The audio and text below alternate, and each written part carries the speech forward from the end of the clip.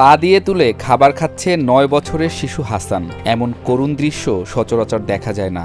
জন্ম থেকেই নেই দুই হাত। পা দিয়ে দৈনন্দিন কাজ, খেলাধুলা, এমনকি ৩ বেলা পা দিয়েই খাবার খায় এই শিশু।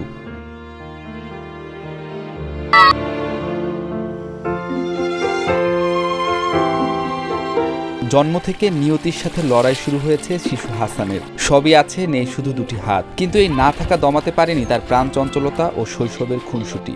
আর 10টা শিশুর সাথে দিব্যি খেলছে ফুটবল, মার্বেল সহ বিভিন্ন খেলা। আমার নাম্বার 1 কুসুম খেলি, গাদন খেলি, ফুটবল খেলি, ক্রিকেট খেলি, গুটি খেলি। নিজের অক্ষমতাকে জয় করতে মরিয়া হাসান লেখাপড়া করছে স্থানীয় একটি প্রতিবন্ধী বিদ্যালয়ে।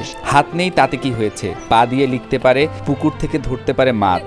হাতের বিকল্প হিসেবে পা দিয়েই সবকিছু করতে পারে এই অদম্য বালক। বড় হয়ে শিক্ষক হতে চায় হাসান। পা দিয়ে মাছ ধরতে পারি, লিখতে পারি, আমি পা দিয়ে আমার নাম লিখতে পারি, আমি বড় হয়ে স্যার হতে চাই। হাসান অত্যন্ত মেধাবী ও ভালো ছেলে বলে জানায় তার বন্ধুরা। খেলাধুলা, এমনকি বন্ধুদের সাথে খুনসুটিও করে নির্ভুলভাবে। তার দুহাত নেই এটা যেন বুঝতেই পারে না তার বন্ধুরা। আমরা মারামারি করতে পারি, হাসান ভালো করতে পারে, আমরা ওর সাথে পারি না। হাসান আমার বন্ধু, আমরা সবাই একসাথে স্কুলে যাই, লেখাপড়া করি, গাদন খেলি, তারপর মাছ ধরি, সবকিছু করি ওর সাথে করে। ঝিনাইদহের হরিণাকুণ্ডু উপজেলার কাছারিপাড়ায় হাসানের বাড়ি। পড়ালেখায় অত্যন্ত ভালো, তবে একেবারেই দরিদ্র হওয়ায় খেয়ে না খেয়ে দিন কাটাচ্ছে তার পরিবার। আমাদের সংসারে খুব কষ্ট। হাসানের আব্বুর ডায়াবেটিস, হাসানের আব্বু কাজ করতে পারে না। আমাদের খাওয়া দাওয়ারও খুব কষ্ট। আমরা সকাল থেকে এখনো রান্নাই করিনি। হাসান প্রতিবন্ধীর স্কুলে যায়, ফ্রিতে করে। হাসান পা দিয়ে স্কুলে সবাই লেখাপড়ায় ফার্স্ট। হাসানের এক রুল। অনেক কষ্টে দিন পার করছে হাসানের পরিবার। হাসানের বাবা একদিন কাজ না করলে পুরো পরিবারকে না খেয়ে থাকতে হয় বলে জানান স্থানীয়রা।